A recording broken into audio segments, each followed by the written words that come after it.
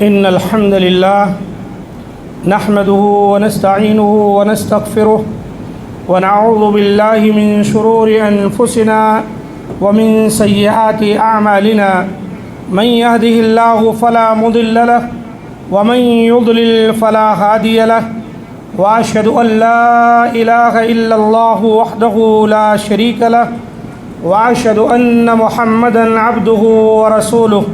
يا أيها الذين آمنوا اتقوا الله حق تقاته ولا تموتن إلا وأنتم مسلمون.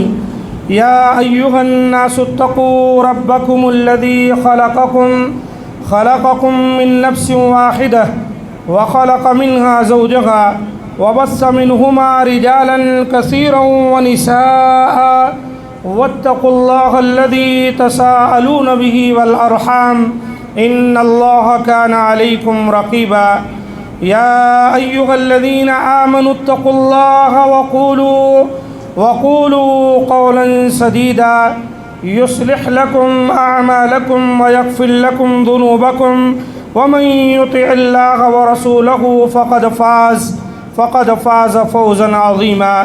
أما بعد، فإن خير الحديث كتاب الله، وخير الهدي هدي محمد صلى الله عليه وسلم، وشر الأمور محدثاتها، وكل محدثة بدعة، وكل بدعة ضلالة، وكل ضلالة في النار.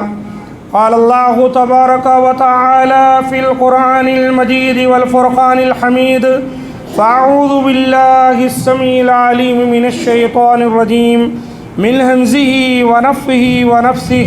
بسم الله الرحمن الرحيم. يا أيها الذين آمنوا أطيعوا الله وأطيعوا الرسول وأولي الأمر منكم، فإن تنازعتم في شيء فردوه إلى الله والرسول إن كنتم تؤمنون بالله واليوم الآخر، ذلك خير وأحسن تأويلا. رب اشرح لي صدري ويسر لي أمري واحلل عقدة من لساني يفقه قولي. رب زدني علما.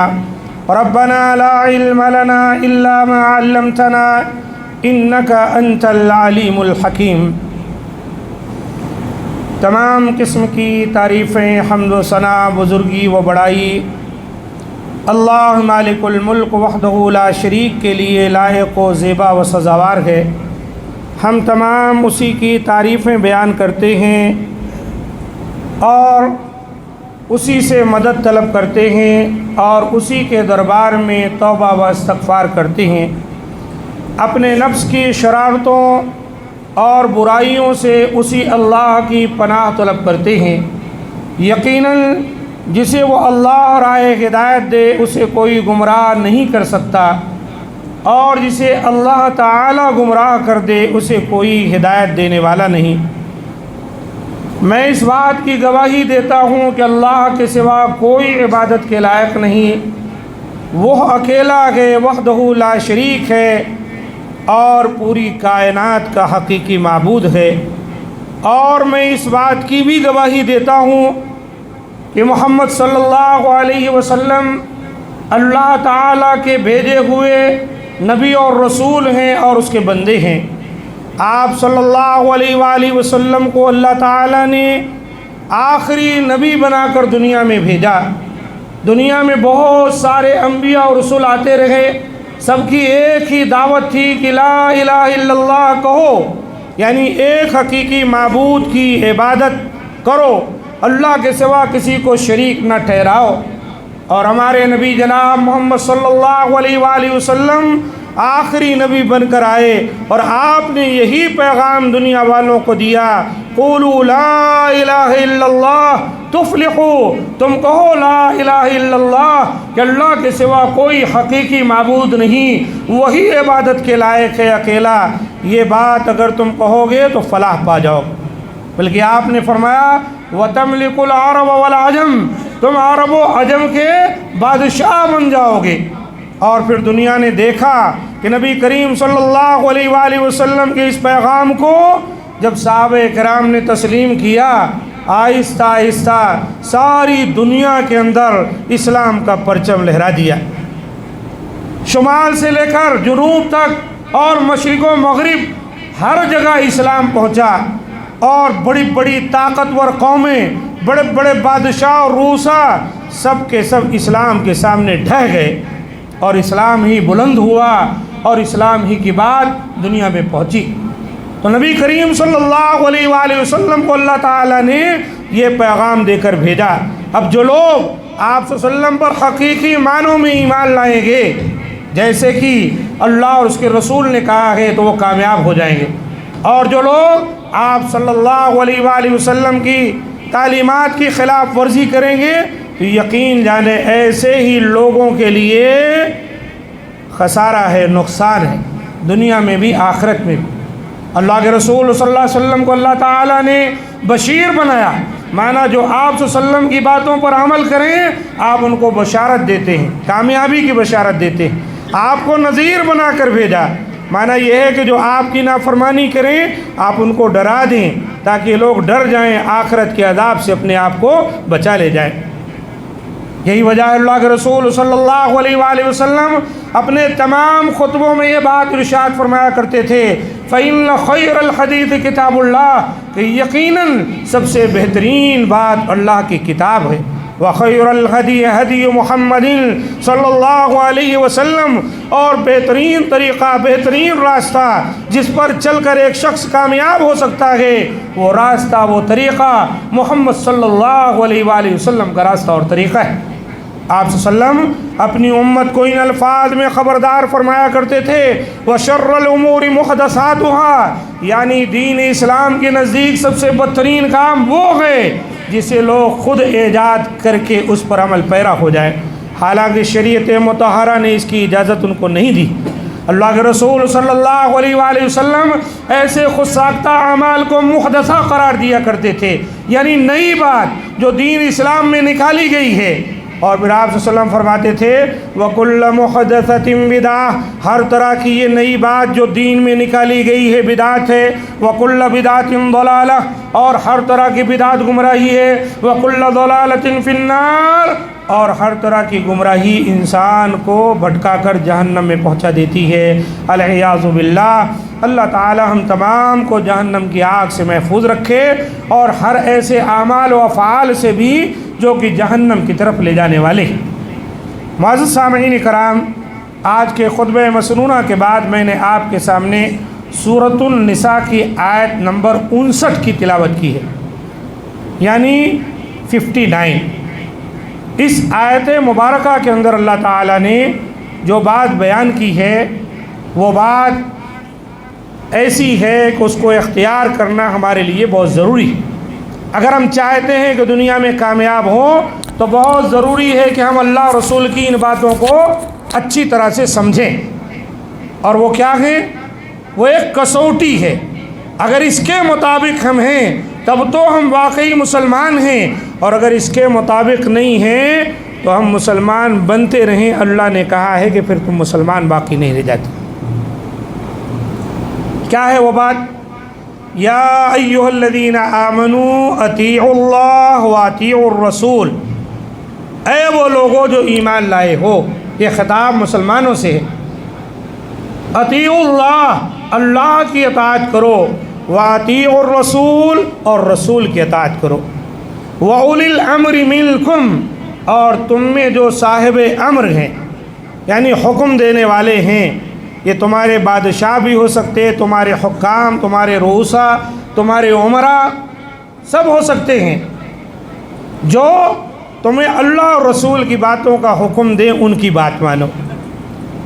فَإِن تَنَازَعْتُمْ فِي شَيْءٍ، بس ہاں مگر اس بات کو یاد رکھو، تمہارے درمیان اگر کچھ جھگڑا ہو جائے، اختلاف ہو جائے، تنازع ہو جائے، فی شیئن، کسی بھی چیز میں، فردوہ الی اللہ والرسول، تو تم اپنے اس جھگڑے کو، اس مسئلے کو اللہ اور رسول کی طرف پلٹا دو۔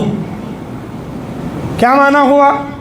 جب اللہ کے رسول صلی اللہ علیہ وسلم باحیات تھے، کوئی مسئلہ درپیش آتا تھا تو قرآن مجید کے سامنے پیش ہوتا، اللہ کے رسول کے سامنے پیش ہوتا، اللہ کے رسول صلی اللہ علیہ وآلہ وسلم قرآن اور اپنے قول کے مطابق فیصلہ فرما دیا کرتے تھے۔ اب قرآن مجید موجود ہے، اللہ کے رسول تو دنیا سے جا چکے ہیں، لیکن آپ کے جو فرامین ہیں صحیح احادیث سے ثابت ہیں، وہ اس کی جگہ پر ہے کہ کوئی مسئلہ درپیش آ جائے اور اختلاف ہو جائے، تنازع ہو جائے، تو ہمیں اپنے اس مسئلے کو قرآن و سنت کے سامنے پیش کرنا ہے، اور قرآن و سنت میں اس کا جو حل موجود ہو اس کو اپنا لینا ہے، اس پر عمل کرنا ہے۔ اللہ نے فرمایا فَإِن تَنَازَعْتُمْ فِي شَيْءٍ فَرُدُّوهُ إِلَى اللَّهِ وَالرَّسُولِ، کہ تم جب کسی مسئلے میں اختلاف کر بیٹھو، تنازع ہو جائے، یہ صحیح کہ وہ صحیح، میں صحیح کہ وہ صحیح، ہم صحیح کہ وہ صحیح، تو تمہیں چاہیے اپنا وہ مسئلہ اللہ اور رسول کی طرف پلٹاؤ۔ ان کنتم تؤمنون باللہ والیوم الآخر، یہ شرط رکھی گئی اگر واقعی تم اللہ اور یوم آخرت پر ایمان رکھنے والے ہو، مسلمان ہو، تو تمہیں اپنے اختلافات کو اسی طرح سے ختم کرنا ہے۔ ذالک خیر واحسن تاویلا، اللہ تعالیٰ نے آخر فرمایا تمہارے حق میں بہتر ہے یہی، اور اس کا انجام بھی بہت اچھا ہے کہ تم اپنے مسئلے کو اللہ اور رسول کی طرف لے جا کر اس کا فیصلہ کرا لو، یہی تمہارے لیے زیادہ بہتر ہے۔ اس آیت مبارکہ کے اندر جو آیا فی شیئن، یہ نکرہ ہے، اور یہ شرط فَإِن تَنَازَعْتُمْ کے بعد آیا ہے، جس کا معنی کیا ہے؟ عربی زبان میں جب یہ اسلوب اختیار کیا جاتا ہے تو اس سے عموم کا فائدہ حاصل ہوتا ہے۔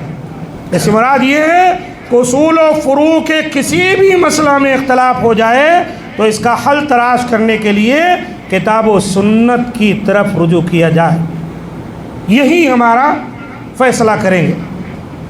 ورنہ اگر تمام متنازع مسائل کا حل کتاب اللہ اور سنت نبویہ میں نہ ہوتا تو اللہ تعالیٰ کبھی ان کی طرف رجوع کرنے کا حکم نہ دیتا۔ بعض لوگ کہتے سب قرآن سنت میں ہے، بالکل ہے، جبھی تو اللہ تعالیٰ نے کہا کہ تمہارا کوئی مسئلہ، تمہارا کوئی تنازع اگر آ جائے قرآن سنت کی طرف پلٹاؤ۔ اگر قرآن سنت میں ہر چیز کے مسئلے کا جواب نہیں ہے، حل نہیں ہے، تو اللہ تعالیٰ یہ نہیں کہتا کہ قرآن و سنت کی طرف پلٹ جاؤ۔ ہم یہ آیتیں تلاوت کرتے ہیں، ہمارے علماء تلاوت کرتے ہیں، اس کے ذریعے سے ہم لوگوں کی اصلاح کرتے ہیں۔ معاشرے میں کئی طرح کے مسائل ہیں، کئی طرح کے ایسے اعمال لوگوں نے ایجاد کر لیے ہیں جن کو عین سنت، بلکہ سنت تو چھوڑو فرض سمجھ کر عمل کرتے، حالانکہ شریعت مطہرہ کے اندر کہیں اس کا وجود ہی نہیں۔ اب لے لیجئے، یہی ربیع الاول کا مہینہ شروع ہو گیا ہے، نبی کریم صلی اللہ علیہ وآلہ وسلم، اوپر کا تو مائک نہیں چالو ہے، نبی کریم صلی اللہ علیہ وآلہ وسلم کی پیدائش صحیح تاریخی حیثیت سے 8 ربیع الاول ہے، 12 نہیں ہے، لیکن لوگ جو گئے عام کر دیے 12 ربیع الاول کو آپ کی وفات ہوئی تھی، یہ بالکل حقیقت ہے۔ بہرحال اب 12 ربیع الاول کو میلاد النبی، نبی کریم صلی اللہ علیہ وسلم کا برتھ ڈے جس کو کہتے، جبکہ اللہ کے رسول صلی اللہ علیہ وسلم نبوت سے پہلے والی زندگی اور نبوت کے بعد والی زندگی جو تقریباً 23 سال پر محیط ہے، جس میں آپ صلی اللہ علیہ وآلہ وسلم مکہ میں بھی تھے، مدینہ میں بھی تھے۔ ہم دیکھتے ہیں کہ کہیں بھی نبی کریم صلی اللہ علیہ وسلم نے اپنی پیدائش کا کوئی جشن، کوئی برتھ ڈے نہیں منایا،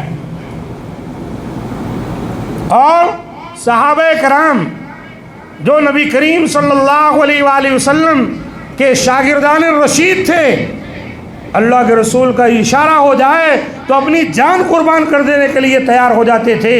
انہوں نے بھی کبھی نہ ابو بکر کے زمانے میں، نہ عمر کے زمانے میں، نہ عثمان کے زمانے میں، علی رضی اللہ تعالیٰ عنہ اجمعین، ان کے زمانے میں کبھی بھی کوئی بھی میلاد النبی کا جلسہ ولسہ کچھ نہیں ہوا۔ یہ چھوڑیے ائمہ کا زمانہ آیا، امام ابو حنیفہ رحمۃ اللہ علیہ، امام مالک رحمۃ اللہ علیہ، امام احمد بن حنبل، امام شافعی رحمہ اللہ، یہ تمام ائمہ گزر گئے، کہیں اس کا پتہ نہیں۔ محدثین کا زمانہ آیا جس میں امام بخاری ہیں، امام مسلم ہیں، ترمذی ہیں، ابو داؤد ہیں، ابن ماجہ ہیں، نسائی ہیں، امام احمد بن حنبل بھی محدث تھے، امام شافعی بھی محدث تھے، امام مالک بھی محدث تھے، ٹھیک ہے۔ اسی طریقے سے اور نہ جانے کتنے محدثین گزرے، ان کے دور میں بھی یہ نہیں ملتی۔ یہ دراصل شیعوں کی ایجاد ہے، رافضیوں نے اس کو، فاطمی شیعہ ایک بادشاہ گزرا ہے، اس نے اس بدعت کو ایجاد کیا۔ تو میرے عزیز ساتھیوں، یہ چیز شریعت کا حصہ کیسے ہو سکتی؟ قرآن نے کیا کہا ہم کو اور آپ کو؟ اگر تم کہتے ہو نہیں منانا ہے، ایک کہتا ہے نہیں، تو اپنے اس مسئلے کو کیا کرو، قرآن کے سامنے پیش کر دو۔ قرآن جو فیصلہ کر دے، نبی کا فرمان جو فیصلہ کر دے، اس کے مطابق سے تسلیم کر لو۔ لیکن قرآن و سنت میں کہیں یہ باتیں نہیں ملتی۔ قرآن و سنت تو بڑی دور کی بات ہے، اس کے بعد کے زمانے ائمہ کرام، محدثین اعظام، ان کے دور میں بھی اس کا اتا پتہ نہیں۔ صحابہ، تابعین، طب تابعین تو چھوڑیے، اب اسی کو مسلمانی کی شرط قرار دینا، اگر کوئی میلاد نہ منائے یا میلاد کو برا سمجھے، اسے گستاخ رسول قرار دے دیا جاتا ہے، اسے مسلمان ہی تصور نہیں کیا جاتا، اسے بے دین قرار دے دیا جاتا ہے۔ کتنا بڑا ظلم ہے۔ تو میرے بھائیوں، یہ آیت کریمہ بڑے ہی واضح طور پر ہمارے سامنے بات کا فیصلہ کر دی۔ اور اللہ کے رسول کہتے تھے خطبے میں، جیسے میں نے بتایا کہ بہترین بات اللہ کی کتاب، بہترین راستہ میرا طریقہ، اور نئی بات جو دین سمجھ کر آپ نکالیں گے وہ بدعت، اور وَكُلَّ بِدْعَةٍ ضَلَالَةٍ وَكُلَّ ضَلَالَةٍ فِي النَّارِ، ہر طرح کی نئی بات جو دین میں نکالی گئی وہ بدعت ہے، اور بدعت گمراہی ہے، اور گمراہی انسان کو جہنم میں پہنچا دیتی ہے۔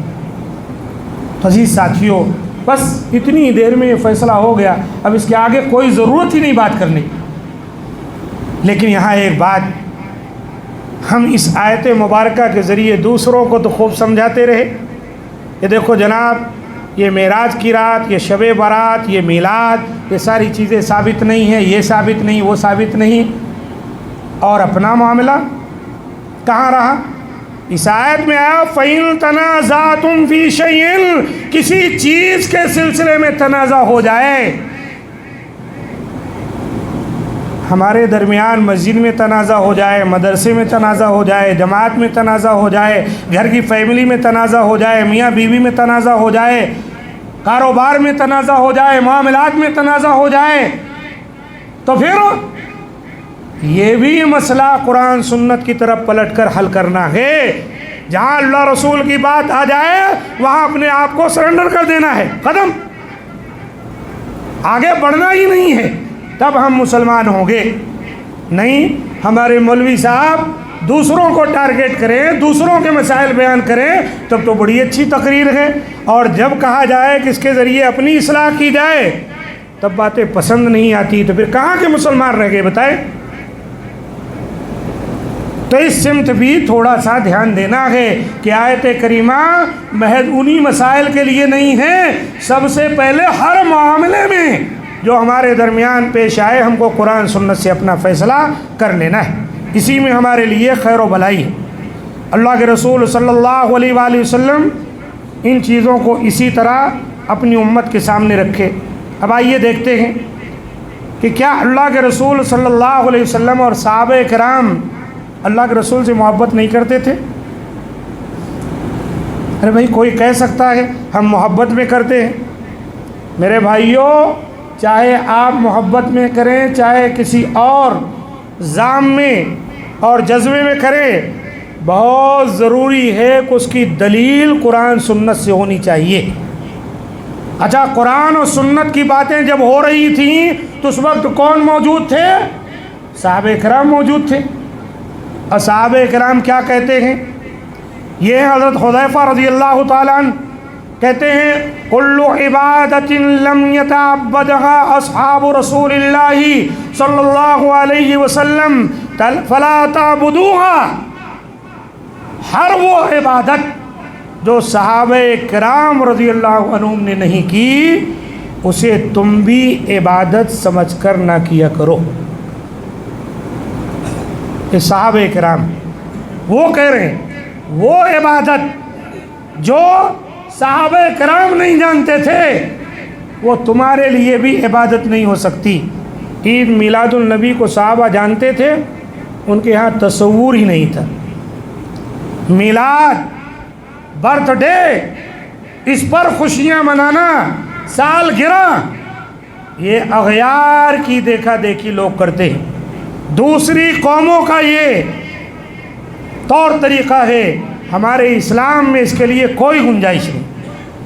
بچہ پیدا ہوا 7ویں دن کہا گیا ہے اس کا عقیقہ کر دو، لڑکی ہے تو 1 بکرا یا 1 بکری، لڑکا ہے تو 2 میسر ہے، بکرا بکری ذبح کرو، کھلاؤ، خوشی مناؤ۔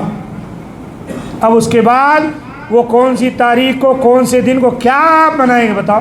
برتھ ڈے آپ منائیں گے، اس کو کہا جاتا ہے برتھ ڈے، جس کا واضح نام ہوتا ہے پیدائش کا دن، اور عموماً منایا کیا جاتا ہے؟ پیدائش کا دن نہیں، پیدائش کی تاریخ منائی جاتی۔ صحیح ہے غلط ہے؟ اللہ کے رسول اپنے پیدائش پر خود خوشی مناتے تھے تو کیا آپ پیر کے دن کا روزہ رکھتے تھے؟ ہر ہفتے پیر کے دن کا روزہ رکھو، اور اس بات پر غور کرو، برتھ ڈے اور پھر ڈیٹ دونوں میں بہت بڑا فرق ہے، غور کرنے کا مقام ہے۔ اس لیے نہ یہ نبی کا برتھ ڈے منانا ہے، نہ کسی ولی کا منانا ہے، نہ آپ کا اپنا منانا ہے، نہ آپ کے بچوں کا منانا ہے، یہ سب شریعت سے خارج چیزیں ہیں، یہ بدعت ہیں اور اغیار کی دیکھا دیکھی ہے، اور اغیار کی یہاں پر تقلید ہے۔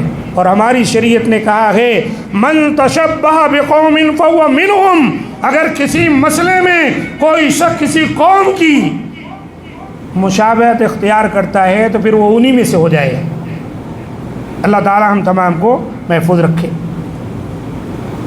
اسی طرح حضرت عبداللہ بن مسعود رضی اللہ تعالی عنہ فرماتے تھے اتبعوا ولا تبتدعوا فقد کفیتم علیکم بالامر العتیق، تم اتباع کیا کرو، یعنی اللہ رسول کی اطاعت کیا کرو، اتباع کیا کرو، ولا تبتدعوا، تم بدعتیں نکال کر اس پر عمل نہ کرو، فقد کفیتم، تمہارے لیے کافی ہے۔ کیا کافی ہے؟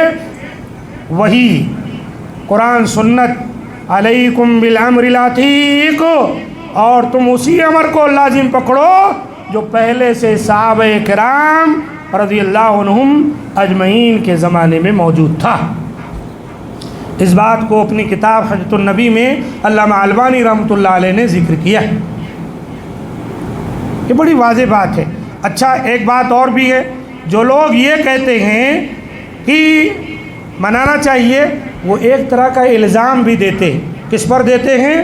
اللہ کے رسول صلی اللہ علیہ وسلم پر۔ کیا دیتے ہیں الزام؟ گویا اللہ کے رسول پوری شریعت پہنچائے نہیں امت کو۔ ارے یہ میلاد تو باقی ہی رہ گیا تھا، اللہ کے رسول نہیں کیے، ہم منا رہے ہیں۔ اللہ کے رسول کیا کہتے ہیں؟ ما ترکت شیئا یقربکم الی اللہ ویبعدکم عن النار الا امرتکم بہ، کوئی ایسی چیز نہیں جو تمہیں اللہ کے قریب کر دیتی اور جہنم سے دور کر دیتی، لیکن میں نے تمہیں اس کی خبر دے دی۔ وما ترکت شیئا یقربکم الی النار ویبعدکم عن اللہ الا ونہیتکم عنہ، کوئی ایسی چیز نہیں جو تمہیں اللہ سے دور کر دیتی اور جہنم کے قریب کرتی، یا اللہ کے قریب کرتی اور جہنم سے دور کرتی، وہ بھی تمہیں بتایا اور اس سے میں نے تمہیں منع کر دیا۔ یہ اللہ کے رسول صلی اللہ علیہ وسلم کا فرمان۔ اب آپ کہتے ہیں نہیں یہ چیز نہیں، اور بعض حدیثوں میں ملتا ہے جو تمہیں جنت کے قریب کرتی، جہنم سے دور کر دیتی۔ جہنم سے دور کرتی، جنت کے قریب، میں نے تمہیں وہ ساری باتیں بیان کر دی۔ دین مکمل ہوا، الیوم اکملت لکم دینکم واتممت علیکم نعمتی ورضیت لکم الاسلام دینا۔ یہ سورہ مائدہ کی آیت ہے جس میں کہا گیا آج کے دن یعنی حجۃ الوداع کے موقع پر میں نے تمہارے دین کو اے مسلمانوں تمہارے لیے مکمل کر دیا اور دین اسلام سے راضی ہو گیا۔ یہ اللہ تعالیٰ نے جب دین مکمل کر دیا تو مکمل وہی چیز ہوتی ہے جس میں اور کوئی چیز بڑھائی نہ جا سکے۔ آئیے امام مالک رحمۃ اللہ علیہ کی ایک بات سنتے ہیں جو بہت ہی اہم بات ہے۔ اگر اسی بات کو آپ سمجھ جائیں تو الحمدللہ اس خطبے کا جو لب لباب ہے اس کے اندر موجود ہے۔ کیا کہتے ہیں؟ کہتے ہیں من ابتدع فی الاسلام بدعہ یراها حسنہ فقد زعم ان محمدً صلی اللہ علیہ وسلم خان الرسالہ۔ جس نے اسلام میں کوئی بدعت ایجاد کی اور وہ اس کو نیکی سمجھتا ہے تو گویا وہ دعویٰ کرتا ہے کہ محمد صلی اللہ علیہ وسلم نے دین اسلام میں خیانت کی ہے، نعوذ باللہ من ذالک۔ اقرؤوا قول اللہ تبارک و تعالی، تمہارا جی چاہے تو اللہ تعالیٰ کا یہ فرمان سن لو، الیوم اکملت لکم دینکم واتممت علیکم نعمتی ورضیت لکم الاسلام دینا۔ یعنی اللہ تعالیٰ کہتا ہے کہ میں نے تمہارے لیے دین کو پوری کی پوری طرح سے مکمل کیا اور محمد صلی اللہ علیہ وسلم سے کہا کہ پورا ہو گیا دین، یہ بتائیں، اور اللہ تعالیٰ نے کہا اس سے میں راضی ہو گیا، اس کو تمام کر دیا۔ تو امام مالک رحمۃ اللہ علیہ کہتے ہیں جب دین مکمل ہو گیا اور اللہ کے رسول نے یہ فرمان سنا دیا تو کوئی کہتا ہے یہ عمل شریعت کا حصہ ہے جبکہ شریعت میں نہیں ہے، تو ایسا آدمی کسی بدعت کو کتنی اچھی کہے، وہ دراصل یہ دعویٰ کر رہا ہے کہ محمد صلی اللہ علیہ وسلم نے دین کو نہیں پہنچایا ہے، دین کے معاملے میں محمد صلی اللہ علیہ وسلم نے خیانت کی ہے، اور جو ایسا کہتا ہے یا اپنے عمل سے ثابت کرتا ہے وہ مسلمان باقی نہیں رہ سکتا ہے۔ پھر آگے کہتے ہیں وَلَا يَصْلُحُ آخِرُ هَذِهِ الْأُمَّةِ إِلَّا بِمَا صَلُحَ بِهِ أَوَّلُهَا۔ اس امت کی یعنی آخر امت کی اصلاح نہیں ہو سکتی مگر اسی چیز کے ذریعے اصلاح ہوگی جس سے پہلے کے لوگوں کی اصلاح ہوئی تھی۔ یعنی نبی کریم صلی اللہ علیہ وسلم کے بعد کا جو زمانہ ہے، جو جس زمانے میں آپ موجود تھے، اس میں لوگوں کی اصلاح کیسے ہوئی ہے، آخر امت کے لوگوں کی بھی اصلاح ویسے ہوگی۔ فَمَا لَمْ يَكُنْ يَوْمَئِذٍ دِينًا لَا يَكُونُ الْيَوْمَ دِينًا۔ اس دن جو چیز دین نہیں تھا آج بھی وہ چیز دین نہیں ہو سکتا ہے۔ کتنی اہم بات ہے، غور کریں۔ اصلاح ہماری کہاں سے ہوگی؟ جہاں پہلے لوگوں کی ہوئی، صحابہ کرام کی، اور ان کے یہاں اصلاح کے لیے کیا تھا؟ قرآن سنت۔ تو آج ہماری بھی اصلاح کے لیے قرآن سنت ہے۔ کیوں؟ فَمَا لَمْ يَكُنْ يَوْمَئِذٍ دِينًا لَا يَكُونُ الْيَوْمَ دِينًا۔ ان کے زمانے میں جو دین نہ تھا آج ہمارے زمانے میں بھی وہ دین نہیں ہو سکتا ہے۔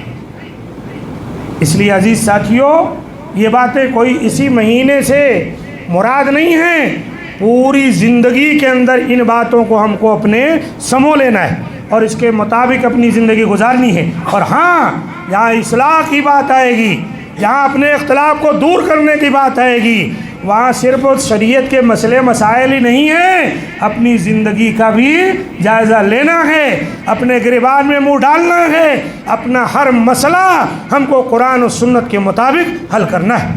اللہ تعالی سے دعا ہے کہ مولا کریم ہم تمام کو ان باتوں پر عمل کی توفیق دے، ہمارے گناہوں کو بخش دے، ہماری خطاؤں کو درگزر فرمائے، ہمارے حال پر رحم فرمائے کہ یقیناً وہی رحم و کرم کرنے والا ہے۔ اللہ تعالیٰ جہاں کہیں مسلمان رہتے بستے ہیں، اللہ تعالیٰ ان کی عزت، آبرو، مال، دولت، خون کی حفاظت فرمائے۔ مولا کریم ہماری دعاؤں کو قبول فرمائے، ہم میں جو پریشان حال ان کی پریشانیوں کو دور فرما دے کہ یقیناً وہی ہر چیز پر قادر ہے۔ سبحان ربک رب العزت عما یصفون وسلام علی المرسلین والحمد للہ رب العالمین۔